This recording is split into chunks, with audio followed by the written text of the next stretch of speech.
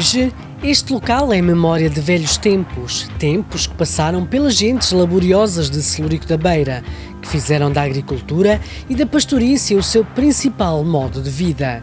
Um acervo reunido com mais de 2.000 peças que vai crescendo a cada ano que passa. Assim nasceu o Museu do Agricultor e do Queijo, em novembro de 2002, numa antiga quinta agrícola que a Câmara Municipal de Celurico da Beira recuperou com o objetivo de transmitir com total veracidade a realidade deste concelho.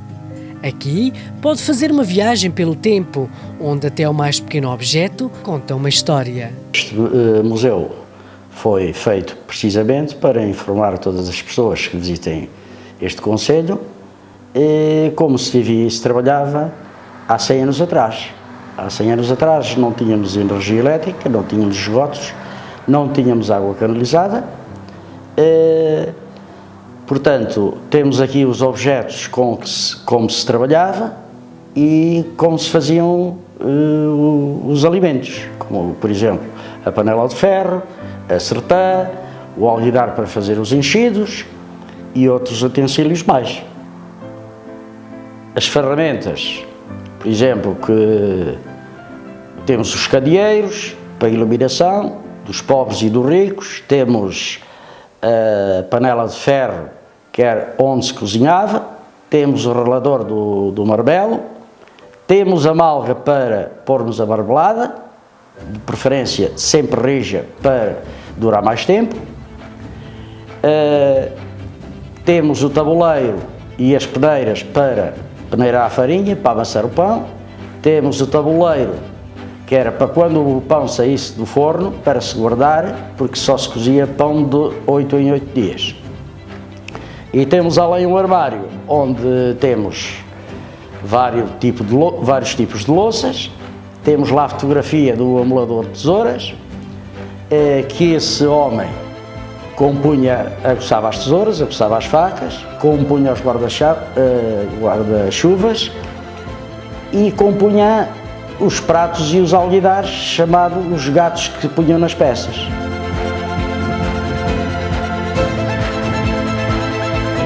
O museu mantém viva as tradições através de um espaço vivo que mostra e demonstra como as pessoas viviam e produziam alguns dos produtos agrícolas, e nomeadamente a arte milenar de produzir o famoso e artesanal queijo Serra da Estrela. Mais à frente temos, além uma mesinha, onde está o cardo, o almofariz, os açafates onde faziam o requeijão.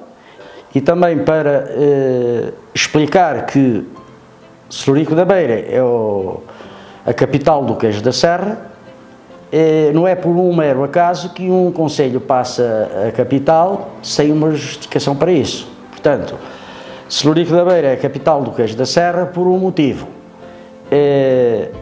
Está metido no meio de 4 concelhos. Temos o Concelho de Trancoso, o Concelho da Guarda, temos o Concelho de Gouveia e Fornos de Algodres. Portanto, o Concelho da Guarda e o Concelho de Trancoso são muito mais frios que este concelho. O de Fornos de Algodres e Gouveia são mais quentes. Portanto, a temperatura ambiental deste concelho é indicada para o bom funcionamento do queijo. E o que faz o bom funcionamento do queijo?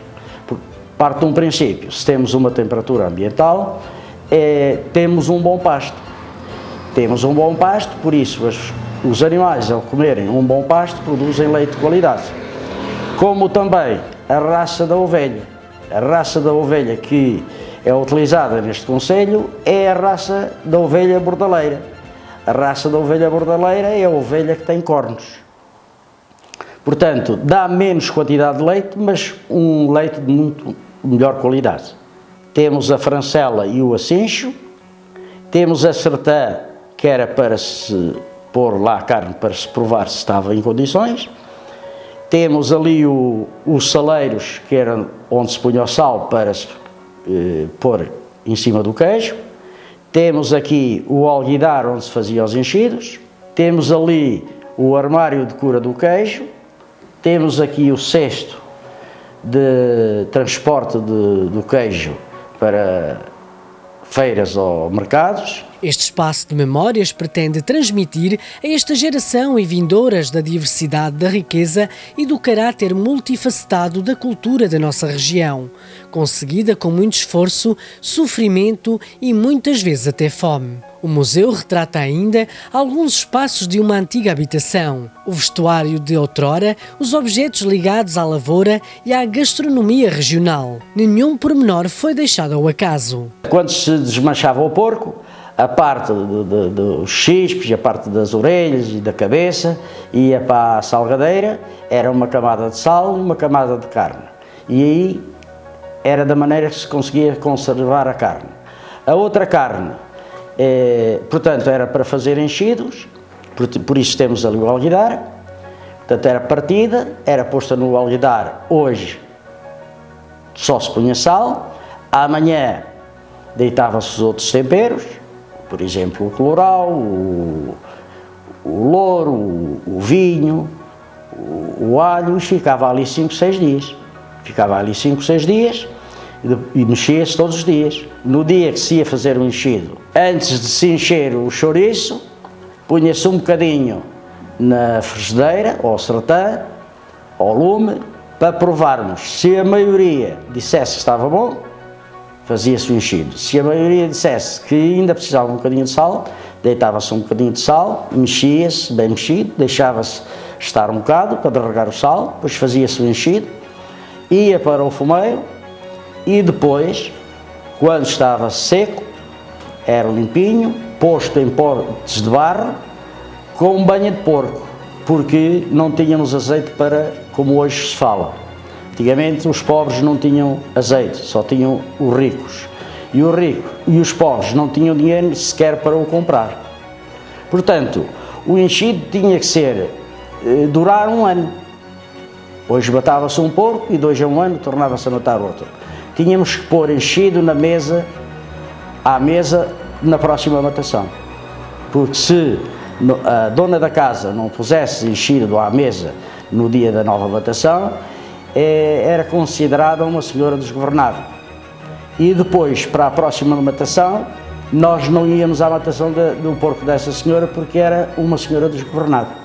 Ali temos o colchão de palha, a cama de ferro, a cama muito pequena, porque os quartos eram muito pequenos. Havia quartos que não conseguíamos abrir a porta para entrar, na totalidade. E a cama era sempre encostada à parede, derivado ao quarto ser muito pequeno. Quando o casal tinha um bebê, o marido era encostado à parede, porque temos ali o berço do bebê, para a mãe estar ao lado do bebê, para quando ele chorasse, ou tivesse fome, dar-lhe a mama, ou fazê-lo calar. Ali temos a tábua de passar a ferro, que era com ferros e com brasas lá dentro.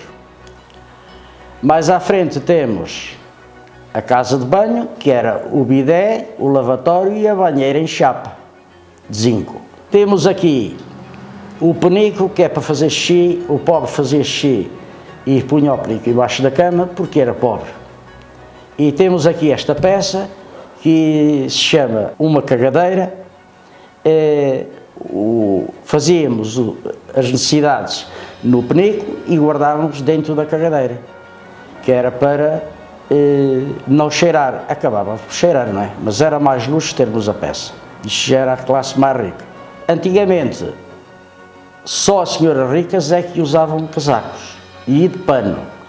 Nem havia fechos, nem nas calças dos homens, nem nos casacos. Portanto, a classe pobre ou média não usava casaco, era o chaile. Portanto, havia todo o tipo de chailes, seja para meninas, seja para mulheres idosas, para todas as idades. A seguir temos, além, as ceroulas do homem, a camisa de dormir, as colotes estão além penduradas, que era para as senhoras da alta, porque a maioria das mulheres pobres quase nem cuecas tinham. Além, mais à frente, temos uma peça que se chama uma tacoila. As mulheres pegavam na roupa suja, punham no alguidar de chapa, iam para a ribeira lavar a roupa. Portanto, a tacoila era para pôr os joelhos, para não se molharem. porque no verão não fazia diferença, mas no inverno, a molharem os joelhos, os joelhos ficavam gelados. Que a tacoila era para lavar, para irem lavar a roupa aos rios e ribeiras, e também para esfregar o chão das casas, porque o chão das casas era de madeira, mas não era uma madeira moderna. E os homens eram muito porcos, vinham do campo, enchiam as casas de terra, e as mulheres tinham que andar a esfregar o chão montes de vezes para conseguirem manter a casa limpa. Os homens não tinham respeito pelas mulheres, usavam e abusavam delas. Hoje, felizmente, já não é assim, e ainda bem, mas antigamente os homens não tinham respeito por nada pela sua própria mulher. Ela era usada de tudo e de todas as maneiras, como se fosse uma escrava. E houve muita mulher, antigamente, que sofreu muito, além de um trabalho muito árduo, todos os dias, a passarem mal, alimentação muito ruim, tinham que trabalhar muito, e os homens não as estimavam.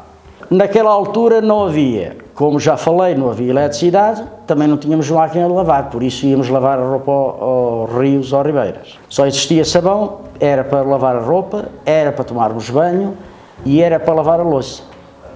Portanto, e nós só tomávamos banho uma vez por semana, e no inverno não seria todas as semanas, porque a água era muito gelada, não conseguíamos aquecer nas panelas de ferro o suficiente para tomarmos um banho completo. Portanto, íamos adiante. Agora, além mais à frente, temos a planta do linho. Portanto, semeávamos o linho, quando estava seco, colhíamos, guardávamos. Quando queríamos tirar o linho, punhamos de molho vários dias. Depois temos a lenha tascadeira para tascar, para sair a casca, depois dobávamos o linho, fiávamos o linho e depois era feito o tecido de linho. Antigamente só tínhamos, para a classe pobre, só tínhamos o tamanco, os tamancos para os homens e as tamancas para as senhoras. Além temos as formas dos sapateiros, mas isso já era para sapatos para gente mais rica.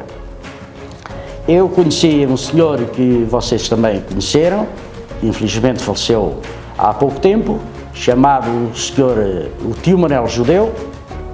No tempo que ele era garoto, ele faleceu com 80 e poucos anos, no tempo que ele faleceu, os senhores ricos, sapato de cabedal, por baixo e por cima, tudo a pente fino, bem engraxados. E ao andarem na rua aquilo chiava o cabedal no chão. Então os garotos diziam que aquele senhor tinha uns sapatos de polimento com chiadeira, porque eram muito brilhantes, era da graxa. E o chiar era a sola rígida na calçada ou no alcatrão. Havia muita gente há 100 anos descalço. Não tinham nem tamancos nem tamancas. Havia muita gente descalça. Portanto, os tamancos já era para pessoas que tinham algum poder de compra.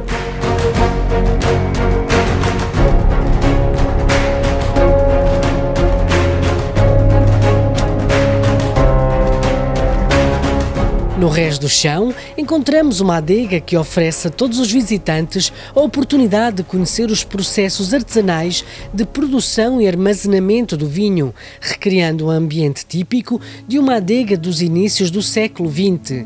Aqui podemos encontrar um espólio de vários instrumentos utilizados neste processo, como as pipas e os garrafões, e uma coleção de vários utensílios e mobiliários tradicionais, recolhidos das antigas casas rurais do concelho. Aqui esta parte é a parte do lagar do vinho. O dia da vindima esmaga-se as uvas, estamos ali horas e horas a esmagar as uvas, E ao outro dia torna-se a entrar ao lagar, chama-se bater o vinho, e entra-se as vezes que for preciso, todos os dias, até que faça com que o vinho ferva. Quando o vinho ferver, a casca vem à de cima e o vinho fica no fundo. Depois tira-se o vinho com uma peça que ali está, chamada o cabaço, para as pipas.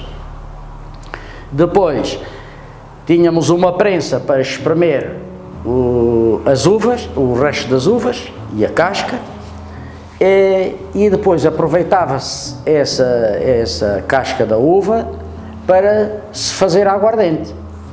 Portanto, temos aqui garrafas e garrafões que era para o vinho e garrafões para aguardente.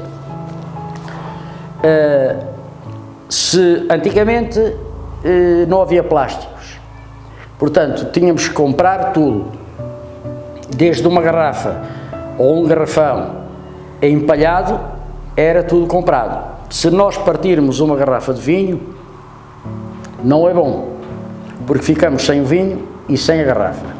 Se partirmos um garrafão, pior ainda. Mas se partirmos uma garrafa de aguardente, é muito pior, porque a aguardente foi sempre muito mais cara que o vinho. Portanto, temos aqui um garrafão que não é empalhado, tem uma proteção de madeira em toda a volta, para que esse garrafão nunca mais se parte.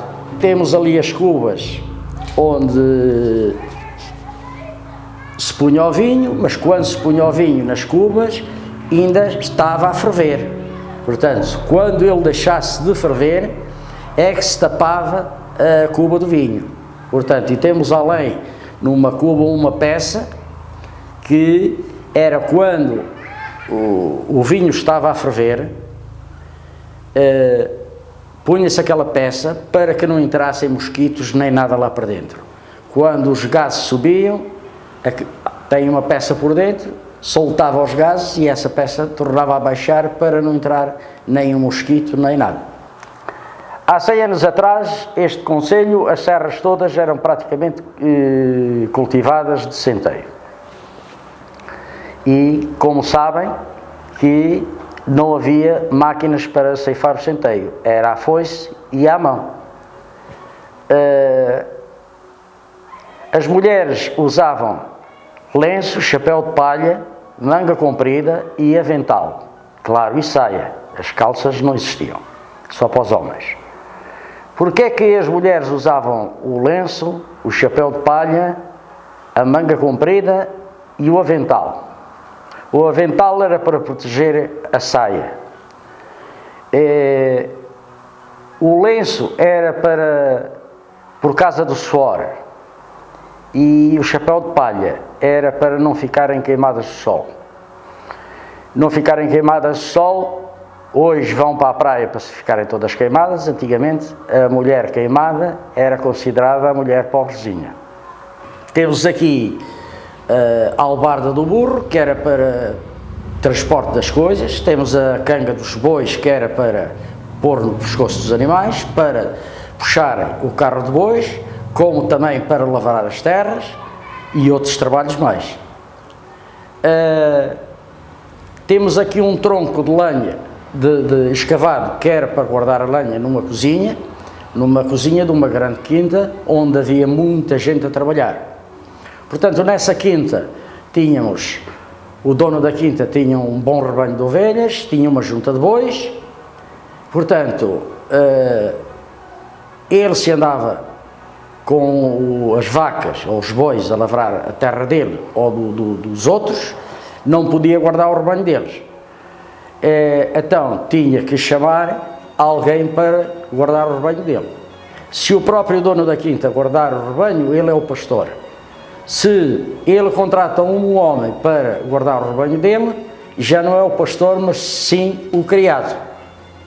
Portanto, os outros trabalhadores comem todo o dia em casa do patrão, mas a ceia vão comer lá à casa deles, se lá tiver. O criado já não ganha o salário diário, é um salário mensal.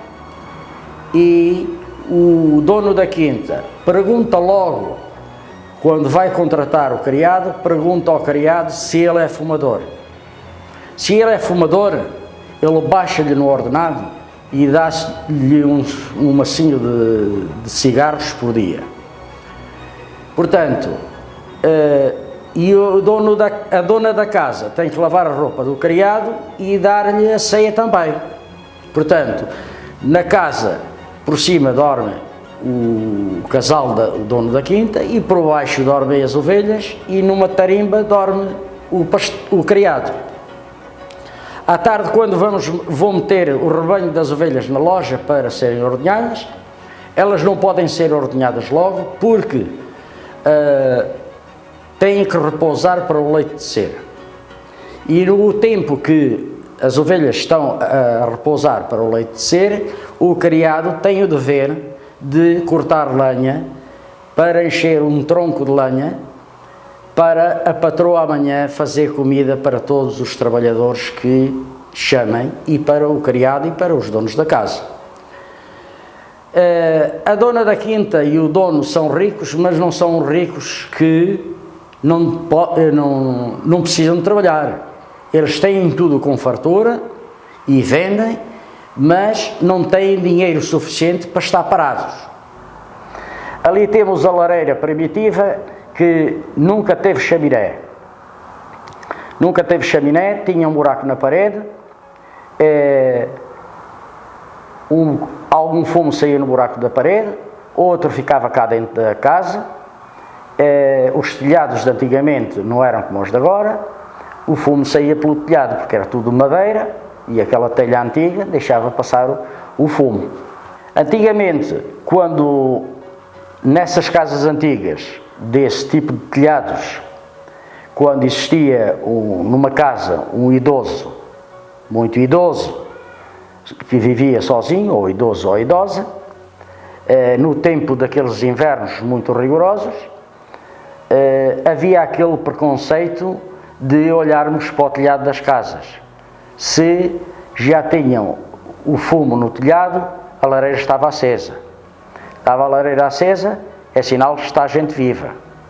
Se na casa desse idoso não saísse fumo, havia uma preocupação dos vizinhos. Será que aconteceu alguma coisa ao vizinho? Vamos esperar mais um bocadinho a ver se sai fumo. Se não saísse fumo, íamos ter a casa do senhor ou senhora idosa, ver se tinha acontecido alguma coisa ou não. Porque antigamente as pessoas eram mais unidas, muito amigas umas das outras, gente de palavra. Toda a vida também houve vigaristas, não é? Mas havia palavra. Numa casa onde existe esta lareira, ou existiam este tipo de lareiras, não tinham chaminé, pouco fumo saía lá para fora, ficava cá quase todo em casa, e numa casa de família, porque antigamente as famílias eram numerosas, havia muitos filhos, ninguém cheirava a fumo. Porquê? Porque todos cheirávamos a fumo, não é?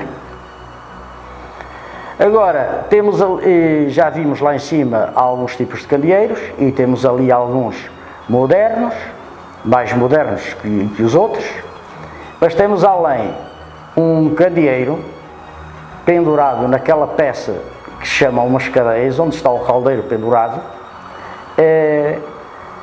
Aquele caldeiro era para ferver o choro, ou para fazer outras coisas, à lareira. Temos além um candeeiro que chama-se um gasómetro. Chama-se um gasómetro, que aquilo funcionava a carbureto. Porque esse candeeiro foi inventado para os mineiros. Os mineiros, se andam a trabalhar dentro de uma mina todo o dia, a respirar fumo do petróleo ou de azeite, intoxicam-se e não conseguem trabalhar. Portanto, o gasómetro é com carbureto, não deita fumo. Não deita fumo, a gente abre o candeeiro do gasómetro, mete umas pedrinhas, parecem umas pedras de gelo, deita-lhe um bocadinho de água, aquilo vai soltando gás e dá uma iluminação muito clara. Portanto, era para os mineiros trabalharem dentro das minas, porque aquilo era tudo à mão. demoravam meses e meses a fazerem algum tipo de minas. Minas, aqui neste concelho, de água. No exterior do edifício do museu, no alpendre, encontramos as alfaias agrícolas de antigamente, todas enfileiradas e que teimam em lembrar que este foi outrora um importante concelho agrícola e de pastorícia. Aqui temos isto que se chama o bardo. Era para, no verão, as ovelhas dormirem no terreno, porque as ovelhas têm a lã, dentro das lojas tem muito calor, então é melhor dormirem no terreno. Ao dormirem no terreno estão mais frescas e estrumam ao mesmo tempo o terreno. Portanto, o bardo era mudado diariamente para as ovelhas não se sujarem, porque elas fazem necessidades durante a noite, e havia, as pessoas tinham um orgulho muito grande nos animais, porque até havia disputas de quem tinha o melhor gado. Além temos a cabana do pastor, ou do criado, tinha que dormir na cabana porque os lobos podiam atacar o rebanho. Podiam atacar o rebanho e quando o cão desse sinal do lobo, o criado ou o pastor tinha que se levantar e ele e o próprio cão defender os animais para os não matarem. Ali temos o moinho manual, foi o primeiro moinho que o homem inventou. O homem descobriu os cereais no campo, o que chamou a atenção foi a espiga do milho, do centeio e do trigo, viu que tinha grão, tentou esmagar, viu que dava farinha, e inventou esse moinho, porque ele depois aproveitou a semente e fez as próprias sementeiras. Como esse moinho não dava rendimento, teve que inventar um novo moinho para dar mais rendimento, e daí até ao moinho elétrico, não é? Aqui temos máquinas, temos aqui uma máquina de erguer os cereais, foi a primitiva, toda de madeira. Temos aqui as charruas, os arados, temos a carroça do burro, temos a charrete que era da gente rica para passeio, temos o carro de bois que era para transporte de tudo, e depois temos aqui a debulhadeira mecânica, que isso já apareceu muito mais tarde, deve ter uma média de 80 a 90 anos, porque antes era só à mão, com o mangual ou com paus. Quem não tinha dinheiro para comprar um mangual tinha que malhar com pau, porque o mangual também custa dinheiro. Mesmo aqui nas charruas, temos além charruas mais modernas, não eram utilizadas neste concelho, mas não está em causa. Foram peças utilizadas há muitos anos, mas muito mais modernas do que as charruas antigas, não é? As charruas antigas também, isto também dependia do poder de compra, não é? Se nós temos dinheiro para comprarmos uma peça mais moderna, compramos. Se não temos dinheiro, temos que comprar a peça com o dinheiro que temos. Porque há muita gente que já aqui veio, que usaram muitas coisas que estão aqui ao longo da vida deles. Hoje são pessoas já com muita idade, já há muitos anos deixaram de trabalhar e chegam aqui e ficam satisfeitas ao ver as peças com que eles trabalharam na altura em que eles eram novos. E se calhar, e hoje muitos dizem que deitaram as coisas fora, destruíram-nas, e hoje estão arrependidos. Espaço pedagógico por excelência, o Museu do Agricultor e do Queijo é um testemunho do passado agrícola e da prática das técnicas e saberes tradicionais aplicados sobretudo à produção artesanal do queijo Serra da Estrela, que contribui para promover, conservar e divulgar os bens culturais relacionados com a vida rural que marcam a história social e económica do concelho de Celúrico da Beira.